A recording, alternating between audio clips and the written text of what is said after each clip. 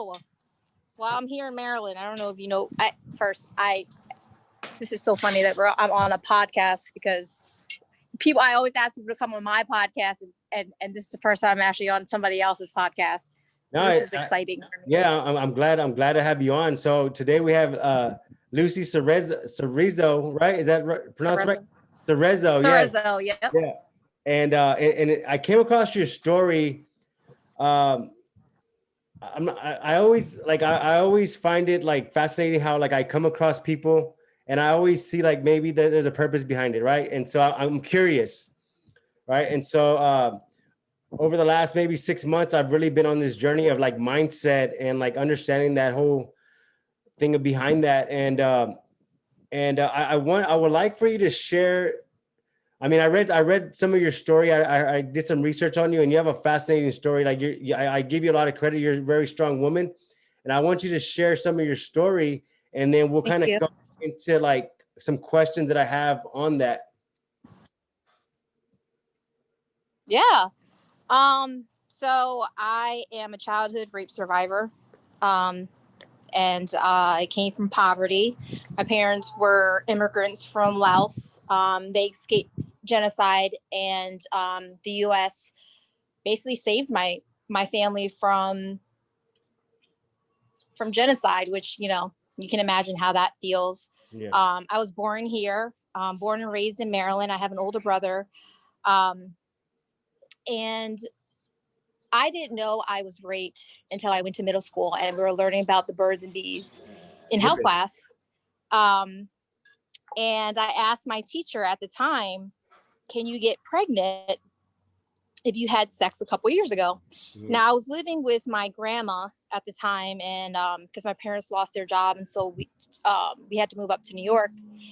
And the teachers just looked at me and said, no. She didn't even ask me why, but she did have that face of like, why would she ask me that? But I was going to a school that had race riots every day. We had metal detectors, and I can tell you that people were getting pregnant at 13, 14, 15. And I guess it was something that wasn't unusual for her. So that was at the moment where I could have gotten help, but I didn't get help. Then I went home and I tried to commit suicide that day. I felt disgusted with myself. I took a bottle of Advil and took the whole thing, and woke up the next day without even a hangover. So I'm like, well, I guess suicide is not the way to go. I don't like the way I feel, so I'm going to change. And this is at 13 years old. I had no idea about mindset, about anything, because my parents couldn't even speak English. And I was like, well, I don't want to be poor anymore. So my parents were like, if you don't want to be poor anymore, go to school and get a good degree, and then you'll become rich. So then my vision for myself was to never settle down and have a family, because I wanted to get my parents out of poverty. So I was the first person out of both sides of my family to get a college degree in accounting. I made six figures, went up to the top level of a CFO because I got my degree in accounting. I got pregnant at 19, had my first child. Now he's 17 years old. Going to school, work full-time, school full-time. I got married, forced to be married because I was pregnant, been through divorce, been through cancer. And I can tell you that right before COVID, I opened up my own business, accounting firm, and I was making a lot of money. COVID hit, and I realized that I could help more people with mental health because I learned how to not suffocate without meds. I learned that like depression, because I am diagnosed with severe depression, PTSD, ADHD, anxiety, and OCD. But I didn't learn that until I was an adult, because my parents didn't. I mean, they didn't even help me they didn't even know how to help me. It's not that they couldn't, it's just they didn't know. So I learned that I had ADHD when I was try to get into grad school, because my kid, my Jaden is 17 now, but when he was in kindergarten, they told me he had ADHD, and I'm like, whatever, he's a kindergartner, he don't have ADHD. First grade, different teacher told me the same thing. Second grade, different teacher, different school, and I'm like, all right, maybe this kid has it, So I I went through that whole ADHD thing with him and found out that I had it. Mm-hmm. So I can tell you that I was living with all these mental illnesses and had the mindset that was so beast before. But when COVID happened, I'm finding out that the suicide rates are getting so high. It's been high before, even before COVID. But the thing that moved me was that my 9-year-old had gotten bullied for a whole year. I went on Facebook and saw that a 9-year-old committed suicide at 9 years old. Yeah. And I can tell you that that was when I realized that I had to do something more, bigger than myself. And I've been helping people for so many years, telling my story, but I never thought I was an inspiration. Like, I'm like, I did what I did because I didn't like how the way I felt. So if I didn't like how the way I felt, I had to change. Yeah. Um, my parents were both raised in a very poor family, and they only knew how to raise me how they knew how to raise me. They taught me what they learned, and I can tell you that it was in the Asian community, it's the highest suicide rates because our culture doesn't even have the word mental illness. It's crazy. Yeah. So, and then we are very conservative, and the jokes of being perfect in school or else you'll get your butt whooped is funny because it's true. Yeah. My parents, although I retired them at 19, I got a mortgage at 20. I was an adult earlier than I needed to be. And now I have a class to teach people how to be their own therapist. And I've already taught it 21 times since the pandemic. And instead of doing accounting now, I raise awareness on mental health. Yeah. So I want to go back a little bit, and so whenever you were diagnosed with anxiety, depression, PTSD, and ADHD, like what were, I mean, because nowadays it seems like if someone's diagnosed with that, they just automatically want to put them on like medications, or they kind of want to like put a Band-Aid over it, right? What is like what do you suggest, like or what do you recommend like the process be to kind of like start to do it on your own, where, you know, I know you're very big into like mindset and how to reprogram. Like, how would you suggest someone like start that healing process? Yeah, no, someone can do it right now. The things that we have now that I did not have when I was 13 is YouTube and Google and free. Right now we're talking on a phone. Yeah. And the thing that I did was, the reason why I started my journey is because if we don't heal our traumas and we don't heal our emotions and understand and meet ourselves where we need to meet ourselves, feel it and then heal it, it will show up physically in seizures, in heart attacks, in early death, in headaches, in stomach aches. And I can tell you that I was so stubborn that I did not change until I physically had to, because I was getting sick. What I would say is meditation. As much as people think that's stupid, meditation controls your inner dialogue with yourself. It takes back control of your mind, because a lot of my issues were overthinking. Anxiety is thinking of the worst case scenario, which will never probably happen. But our mind is, with ADHD mixed with anxiety, mixed with depression, PTSD, that is a formula for disaster if you don't get control over it. So I was forced to do it. As much as everything around me was happening, I was trying to do this until I couldn't, because internally and physically it was hurting me. So I would YouTube and Google, learn about yourself. I'm not saying be WebMD. Let's not do that. What I will say is learn how to meditate and know what meditation does for you. Don't learn how to meditate just because I said it. Learn what meditation does for you. Learn how, what depression, anxiety means. You know, depression is thinking about the past and overthinking it. And PTSD is flashbacks of what you're trying not to ever feel again, and avoiding that, because our body doesn't know what's a healthy coping mechanism and what is unhealthy coping mechanism. And I can tell you that I've gone to addiction. I've tried to commit suicide. I tried to abuse all types of substances to numb my feelings, but that didn't serve me at all. What it did is almost put me in prison. What it did is almost lose myself, going on the road of not being peaceful and happy every day, because being joyful is a choice. So Yeah. if anybody wants to start their journey, is to realize themselves that they need to start a journey, and they need to start to heal. And that's where, for the first, because I teach about behavior change, and the first stage of behavior change is denial. And a lot of people are in denial of where they're at in life, Yeah. mentally, spiritually, financially, but mostly mentally, Yeah. because they cover themselves with just being busy all the time. Yeah. Yeah. That's so true. So what would you recommend, like some of the steps to like kind of reprogram, our subconscious to kind of get those old triggers out? Like, what would that be, like through like I whenever would you go ahead? So what I would do is, because I have ADHD, Mm. I can tell you what I physically did was go on YouTube and look for meditation videos, borrow people's inspiration, which I type on YouTube, inspirational speeches, because we have to borrow other people's voices until we can find our own. We Mm. have to listen to other people's dialogue that is further than ours, so that we can put that within our brains Yeah. instead of using the same dialogue. Because when we're at 30 years old or 35 years old, they say scientifically proven that we're on autopilot.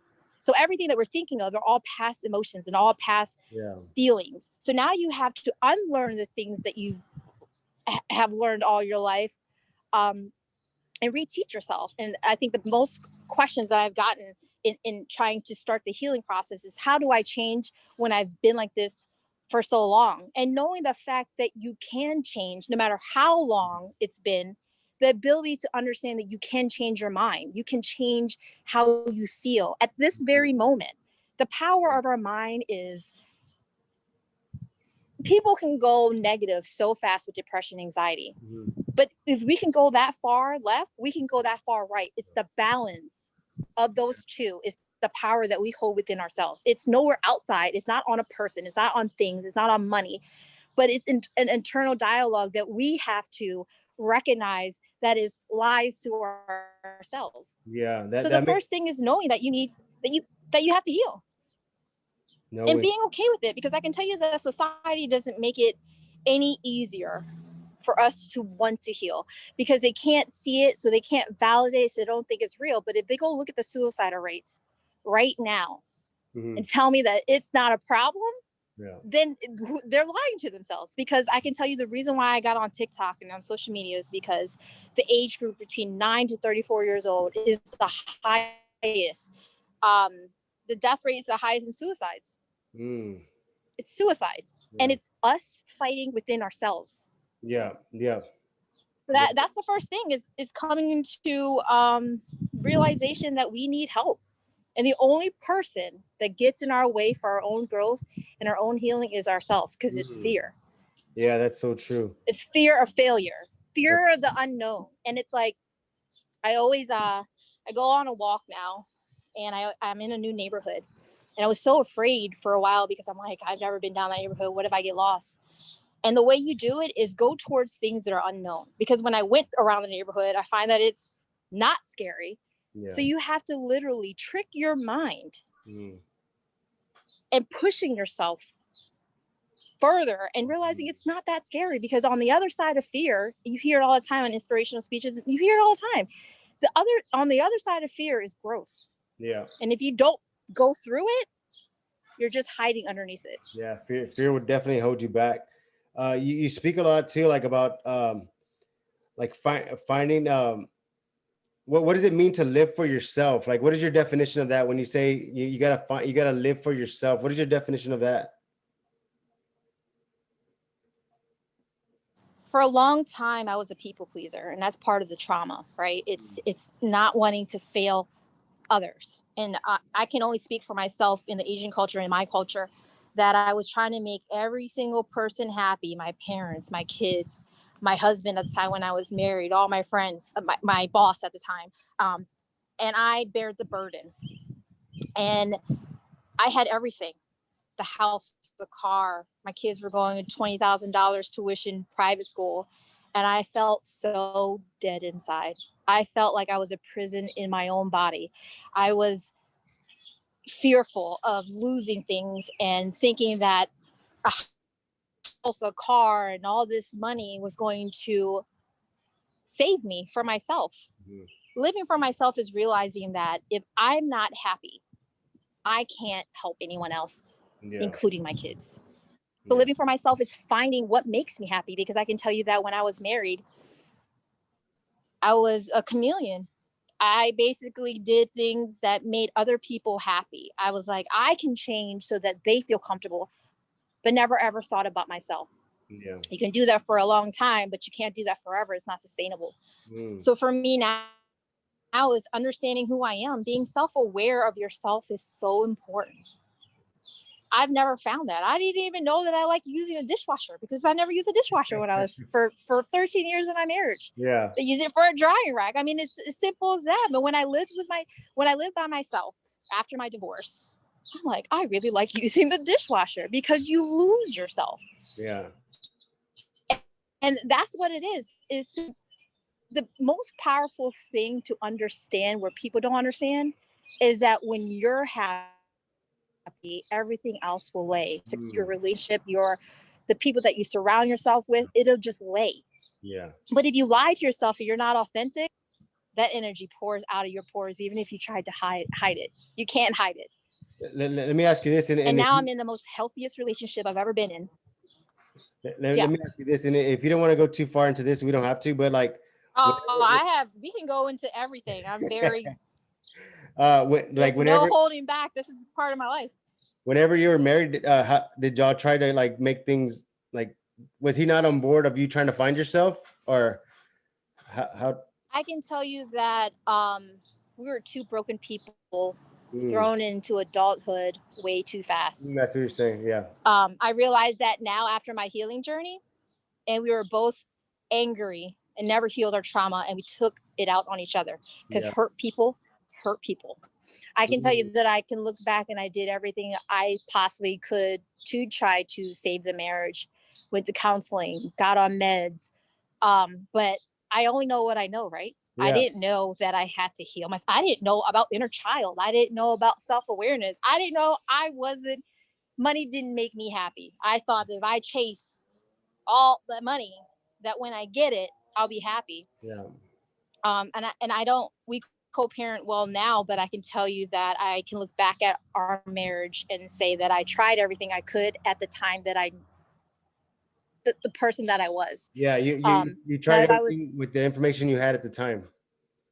Yeah, because I can tell you that both sides of my family, no one got divorced except me. I was the first one. I was the first one to graduate college, also the first one to get a divorce. So I can tell you that I've a lot of things I've done for the first in my family, and everybody's shocked. It is a first for me to also do what I'm doing, is to take a leap of faith on myself, because I can tell you that my friends and family think I'm crazy for doing this, because it's not safe. It's not the safe route of why would you leave your CFO 6-figure job to be helping anybody with mental health? Yeah. But my whys are bigger than myself, and I'm serving other people, and this makes me happy. Yeah, you're right. Let me ask you this. How would you suggest someone start the process to level up? Because I know that's your thing now. Level up is the mission. How does someone start that process? The process is understanding that everything is within your own power. Now we look at Robert Williams and Anthony Bourdain and Kate Spade. They had all the money in the world. They could have access to all therapists, psychiatrists, medicine. But they lost the battle to mental illness. Yeah. All three of them committed suicide. And the thing that we have to understand is that a lot of us, all of us, if not a lot of us, because I don't want to speak for everybody, is that we think that we chase money, that's going to bring us happiness. Yeah. What brings us happiness and peace is to find what brings us peace and remove anything that's toxic that does not serve our soul. So the way to level up is to level ourselves up, and everything else will come, and then everything else will just lay. And that's how it's been. And I'm kind of mad at myself that it took me 36 years to find that out. But a lot of people will go all the way to their grave and not know. Yeah. To find peace and joy within ourselves is how we get success, because money will then come afterwards. Relationship will come afterwards. I can tell you that a lot of people on TikTok, because I met my fiance on TikTok, they're like, you're so lucky. I can't wait to find somebody just like that. And I told them I was happy with myself. Finally, I was happy with being by myself. And anybody that didn't lift my soul, not even people to stand beside me, because you still wait. But if you're not lifting me up, then you just baggage. Yeah. And in this life, this ruthless life that we're living, inside our head and out there, I don't need nobody to drag me down. I can drag myself down. Thank you. But it's not luck. It's what you do. Yeah. The consistency every day creates habit. And that's what they don't realize that if they place their happiness outwardly, then they're already started the wrong way. It's inside and then out, not outside and then in. And that's where people get it wrong. Yeah. So meditation is going to be a big part of just getting connected with meditation, inspirational speeches. I hate to say this, but exercise. Yeah, you know what? I hate to say it because I don't like exercise, but I can tell you that I'm doing the 75-day hard. It's my second attempt to do it. But it was the best thing I could have done for myself. It's not to lose weight, but it's for your mental health. And part of that was exercising. And I started it last year after I was in a really dark place, and it came across my For You page on TikTok. And what you do is 2 45-minute exercises, one outside, and then one just as long as you do 2. You drink a gallon of water. You read 10 pages of a self-help book, and take a picture of your progress, and then a diet. And that's all you do. Also, no alcohol for 75 days. Not a lot of people can do it, but I can tell you, if you attempt to do it for at least 7 days, you will see a change in your life, because you will see the change in yourself. Because I can tell you that everybody that's going through depression, anxiety, it's like molasses. Like you're stuck.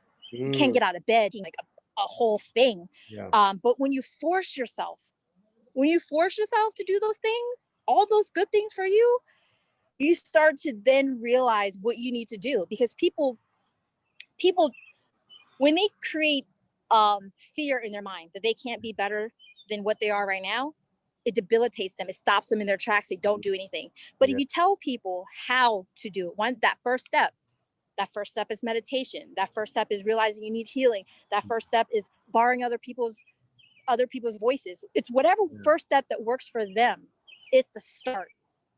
And to compete with yourself and not anybody else. That's the other thing. Social media has really made it hard for us. And it's not said anywhere, but I can tell you that social media is probably the reason why our suicidal rates are so high. And a lot of people look at other people's life and compare, and that's the problem, because perfection isn't out there. Yeah, that's true. That's so true. I've never really, like how you said, the inspiration, motivational videos, and like grab onto that stuff. That's a very powerful thing. Like that's a small thing that someone can do that's on their drive to work, when they're walking, and yes. Now that you just listening to it in the car, or like, I think that's a very powerful and thing. people just it is. And I can tell you that it's instant gratification, because people are looking for instant gratification. What I will say is pick the ones that are like million views, because people with ADHD like me, it's got to grab me the first 2 seconds or I'm out. But I know if it has like 4 million or even 1 million, I know it'll grab me. And every time it grabs me, I can tell you that Les Brown, I can tell you Eric Thompson, even Matt McConaughey, Jim Carrey.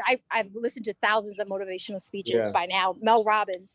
It catches me. And I coat my brain every morning with inspirational speech, with the Bible app, with affirmations, before I even allow myself to let the world in. Because the meeting with yourself every day in the morning is the most important meeting that you can have, no matter who you are. It sets your day up for success or failure. That's so true.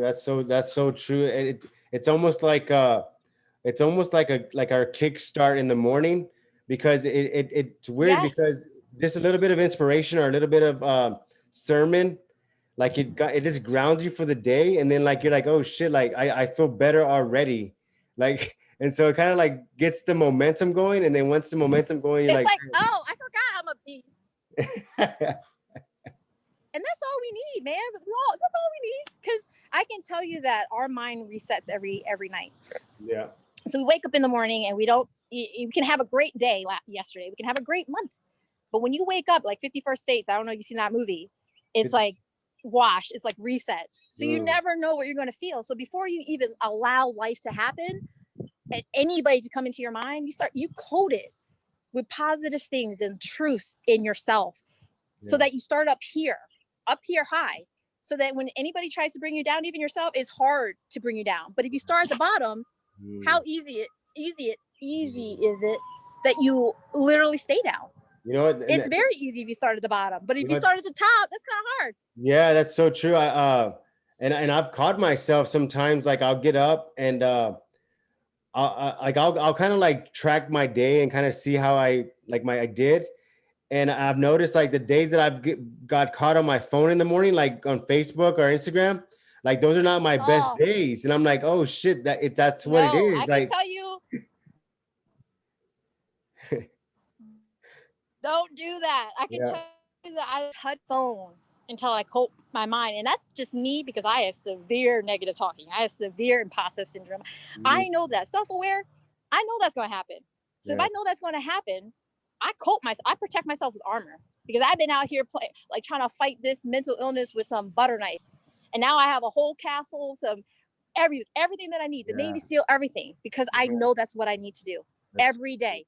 That's what I have to do, because I can tell you that with my students, my students that graduates becomes family to me, and I have one-on-ones with them sometimes, and they'll tell me how they're feeling, and when they're not in a good place, I'm like, so what you do this morning? How was your routine? And every single time when they feel in a funk, they're like, I didn't do it. And I said, well, I gave you the blueprint of how to start your day, of how you should take that first bite. And I can take you to the water, but I can't drink it for you. Yeah. Even if I wanted to, we can't drink it for our kids. So people are needing to have that. That's the issues that we're having as well, is that people are willing to show up for other people, but they don't show up for themselves. And then the other thing also is living in insanity, doing the same thing over and over and hoping for a different result. Yeah. Everybody lives in insanity, but what kind of insanity do you want to live? Let me ask you this. Like, let's say someone knows someone that's suffering from this depression, anxiety, and maybe that person is not able, they're not on track yet to level up. They're still kind of trying to figure out, they haven't accepted it yet. What's the right way to approach those people? Because a lot of times those people come off as negative, or they come off like real aggressive, and so then it starts this snowball of like negativity throughout the day. But how can someone approach that person with them not getting offended? Okay, so this is the hard part, that we all have to understand that we can't change anybody. We can only change ourselves. Yeah. You can tell somebody, I love you so much, and I'm doing this class and you should take it. I'm taking these meds and I saw the doctor and it's doing great for me. But when they're not ready to receive that message, even Jesus comes down from heaven himself can say it to them, and they'd be like, nah, I'm good. Yeah. Because I can tell you that I deal with that before last year when I started this class on a daily basis. They're like, come on. I'm like, come on, guys, I'm doing this for free. Like, you need to get on board. And now I don't have to do that, because I know what I'm doing. I know it works, and it's not like wasting spit. What I will say to people is, I'm not a doctor, but the first thing that people have to do is really get diagnosed by a doctor. You can't go out here on WebMD or Google and be like, maybe I have depression. Well, what is that? So what is that process? And also for SafeWise. So now, because you have to go to your primary care doctor and tell them how you feel. Like everybody has anxiety. And this is what I deal with other people who don't have mental illness. Everybody has anxiety. I'm like, yeah, okay. So if there's triggers, I can understand anxiety. It's for our survival, right? So before you're about to get into an accident, you feel that feeling, and then it never comes down. So like when the accident goes away, the anxiety goes away for normal people. But people that have mental illness, it stays up, and there might not be an accident. It just triggers and it just stays there. And if it affects your everyday life, something ain't right. So people need to realize that yes, everybody has anxiety. It's a way of survival. But if you're dealing with things every day and having to tell yourself that things are okay, and like negative thinking on a daily basis, and it's affecting your everyday life, you have to come to this realization that's not normal. So people need to go to the doctor, primary care doctor, and tell them how they feel. I'm not sleeping. I feel sad all the time. Every day I wake up, but I can tell you that some of my clients, I won't obviously mention names, is someone's scared that their dad's going to die every day because their mom committed suicide. And so every day they wake up, they go check their dad's breathing. Every day for the past 9 years, it's like, okay, so maybe that ain't normal. Right? Like your dad's not actually dead. Your dad is actually healthy. So you need to go to their primary care doctors, and doctors, they need to look for. You don't gotta lie. You just tell them how you feel. So most primary care doctors can prescribe like Xanax for anxiety, but because of the overdose in drugs, the primary care doctor then refers you to a psychiatrist, and the psychiatrist then tells you what you're diagnosed with. And every 3 months or every 2, however it works at that time, mine is every 3 months.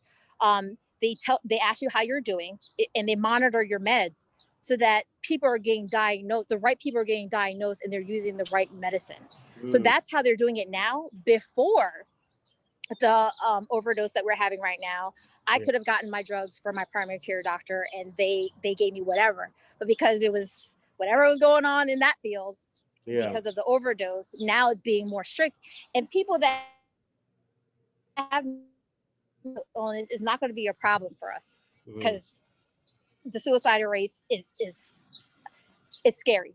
But that is what you have to do. You don't have to go see a therapist, talk therapy. You don't have to do any of that. But what I would say is that the way we feel, we can change. Now, the severity of it, people can do it with a life change, diet, exercise, because they have positive people around them. They have positive things around them to lift them up. Some people need help professionally. And there's some people that their brain isn't where they can do it on their own. And that's not me to ever say that. That's a doctor, right? But most of us that has self-doubt and negative talking and anxiety, depression, and they're still living their normal life, they can change today if they decide to do that. It's knowing that they have to change is the hardest part, because in the behavior change, it takes about 6 months to a year for somebody to be in this denial stage of, I don't need help. I'm fine the way I am. And then it's like, I'm going to exercise tomorrow. Then tomorrow becomes a week, then a month, and then 37 years later, until they get a heart attack or until they get a stroke. Because that's all stress and anxiety leads to dangerous health. What I'm trying to do is prevent that from happening, and for people to understand that our minds, how does our mind work? People don't even look into that, and we have Google. How does our brain work, and why do we think negative? So researching that, just the basic thing of understanding yourself, is where I would start. And knowing that we're enough exactly the way we are right now. Because I don't know if you know this, but it's 1 in 400 trillion chance that we are born. So being born in itself, the probability is a miracle. It's a miracle. So don't waste that miracle on a lie and fear that you're feeding into yourself. That's so true. Tim Grover, one time I was talking to Tim Grover, and I said, like, what are some of the things that you're grateful for? I was kind of curious, right? He said, you know what? I'm just grateful that I woke up today. And I was like, man, that's like, I was like, you're right. Like, you're right. Like you're right. I was like, we don't even take, we take that for granted. I can tell you that being grateful. I could tell you that being grateful helps with your negative thoughts immediately. So every day I wake up, I start with 3 things I'm grateful for. And people think they need to be like this big thing of like, I'm grateful for making 6 figures. It's like, nah, I'm grateful that I'm breathing. I'm grateful that I don't have COVID. I'm grateful that I have a loving family. I'm grateful that I woke up and I have a bed to sleep on, because I can tell you that if you remind yourself that someone else out there would die to be where you are right now, the shittiest of area that you're at, if you think that you're in a shitty place, think of people that are in a worse scenario than you. People that are in third world countries that literally are dying from hunger.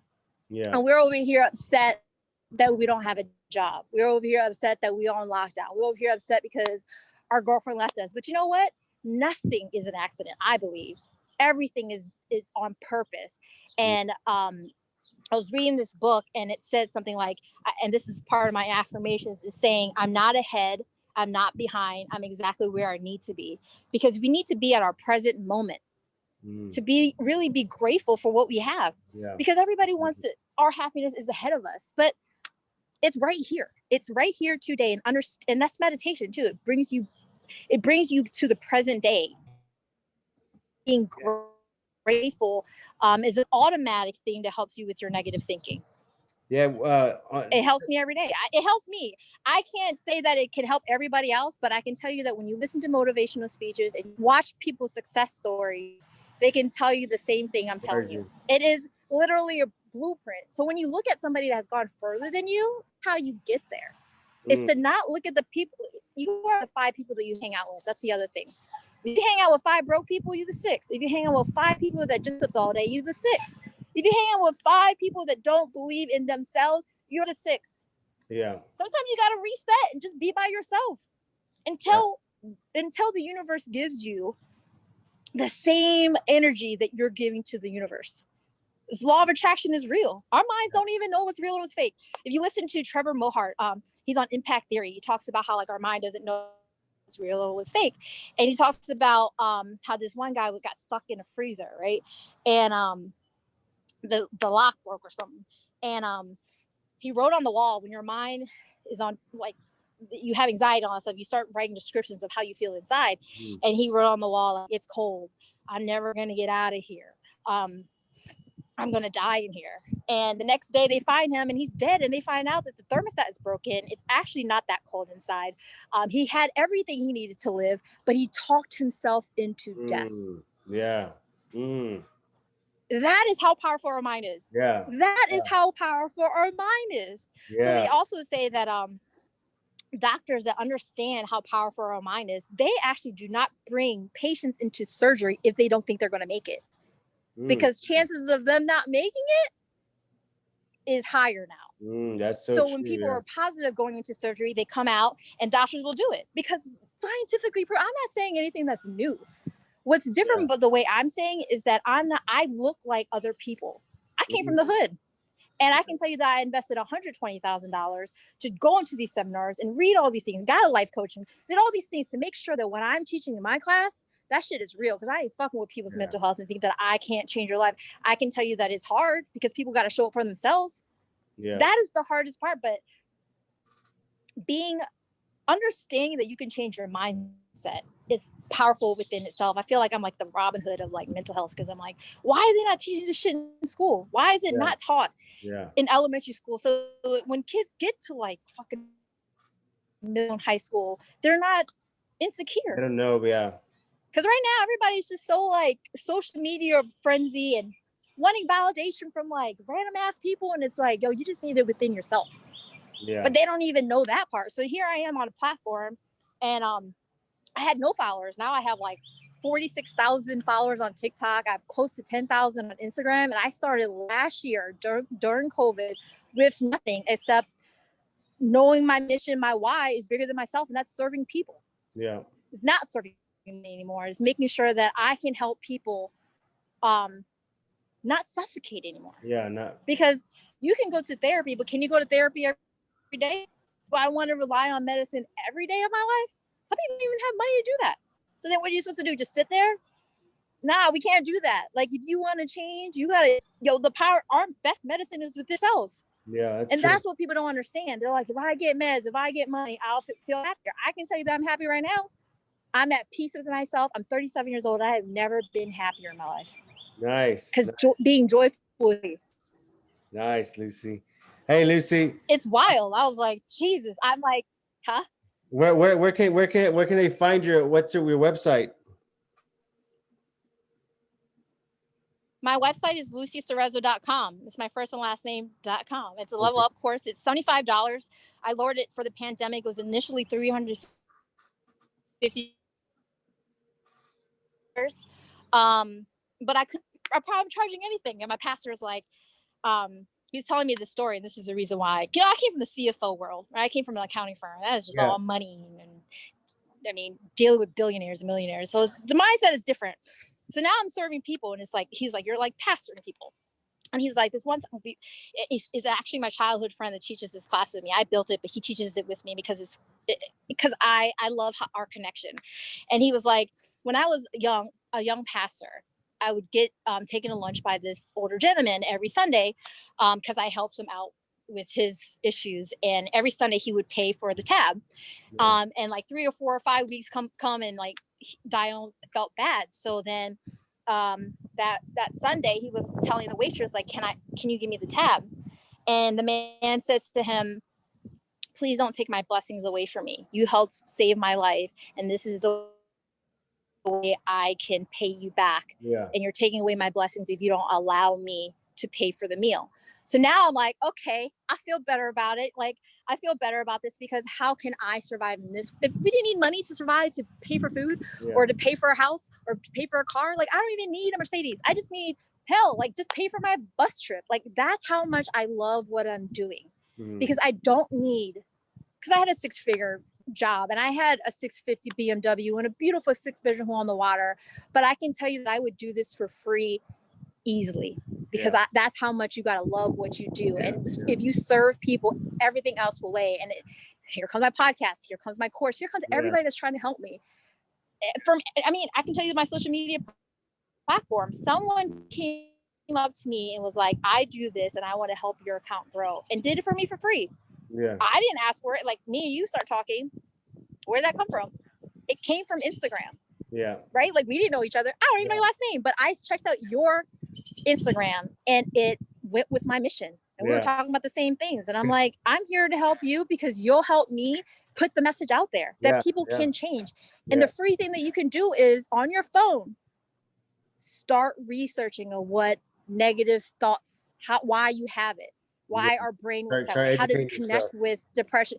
Self-taught, the industry of self-taught industry, by the way, is like skyrocketed because the old school system isn't working where people are not can afford to go to school. That makes sense. And they want things faster, right? So all the years that I've suffered, I don't want other people to suffer. That is the reason why I started it.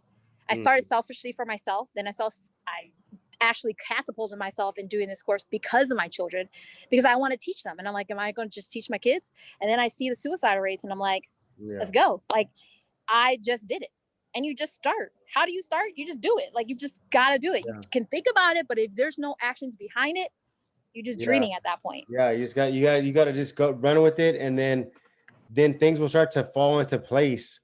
And it's crazy how it happens, but it's fun. Like once you start taking those leaps of faith and you know that you put faith over fear, like, oh, you just feel winning. Unstoppable. It's like, right? Because our minds are limiting ourselves. But we actually limitless world.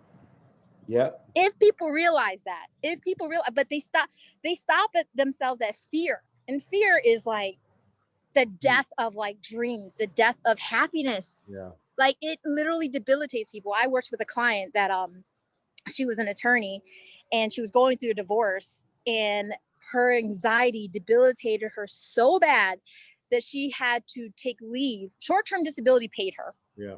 She couldn't even drive her car. She had already remarried, had a child, and she couldn't even back out her car. And I worked with her for 24 hours. I can tell you the next day, I told her to back up her car in her driveway and then drive back up. She called me and she was like, I went on I drove myself to the grocery store and my therapist. See how a beast you are? For a year, she sat in that bed and didn't move out of her house. Yeah. But borrowing my spirit and understanding how our mind works, this woman is now an attorney again. Nice. Is able to like live her life in the way that she deserves to live it. And it's from fear. Yeah. Our fear can do so much to us. I didn't even realize that people can get short-term disability on anxiety. Yeah. I didn't allow my anxiety to be that severe. Or God also helps me. God has been on my side since day one. And I'm a newbie on this Christianity thing, but I can tell you that my faith has helped me so much in my leveling up. Yeah. Of understanding that there is something higher than us, bigger than us, whatever you believe in. Miracles has happened, things has happened, but I can tell you that if you have faith in this life, it'd be much easier for you to level up. Nice. You can hear that in all motivational speeches and anybody that's successful. Because all business books actually comes from the Bible. Yeah, it's true. Yeah. What's your favorite business book? Right now I'm reading the 5-Minute Rule by Mel Robbins. What is it? And reading the first page, the 5-second rule by Mel Robbins. Oh, 5-second rule. Powerful concept. Yeah. That's a powerful concept. Yes. 5, 4, 3, 2, 1, and go. Watch out. And that's just like I can tell you that she's helped a lot of people with that. Yeah. Did you read it? But I can tell you that I've watched some of her stuff through a TED Talk. Yeah, I watched some of her stuff and that concept and that this the way she simplified everything. And if you actually do it, like it works. Like it's crazy, but like it's like, oh shit, like that's simple. Yeah. That's how easy it is. Because you know why? People think it's so dumb, they don't do it. Yeah. But like, how are you feeling right now? You feeling like fierce, or you feeling like defeated right now? Yeah. I can tell you that in the morning, I was like hitting the snooze button like 17 times because I was like, oh, I don't want to get out of bed. I started at 5, 4, 3, 2, 1. I got up. Yeah. I got up. I made my bed. That's the first thing that you need to do because then you feel productive. And show up for yourself. Show up. But if you go past 5 seconds, I'm hitting the snooze button. Your mind starts thinking it's warm. You can do your exercise tomorrow. You can start this whole mindset thing tomorrow. Then I told you, tomorrow goes to the next day, then a week, then a month, and 37 years later, you're not starting because your mind is literally lazy. It does not want to do anything it's not used to doing. Yeah. But that's why you can't. But that's why people ain't changing because they're so used to even living in misery. They'd rather live in an abusive relationship because they know they're gonna get hit when the husband and wife comes home and then they eat dinner and then they go to sleep. They know that feeling. But if they go out of that comfort zone, the unknown is like, oh my God, what have I? They fear themselves. Like, what if I get into work? How am I going to survive? That's why people would rather live in misery, no matter how miserable life is.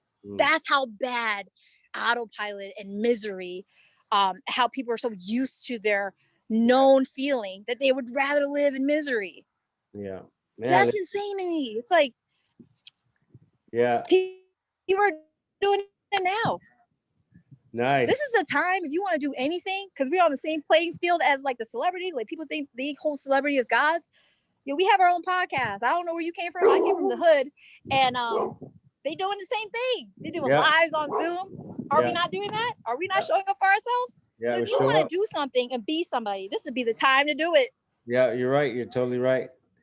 Hey, Lucy, it was a pleasure. It was a pleasure talking to you. Let's definitely stay connected.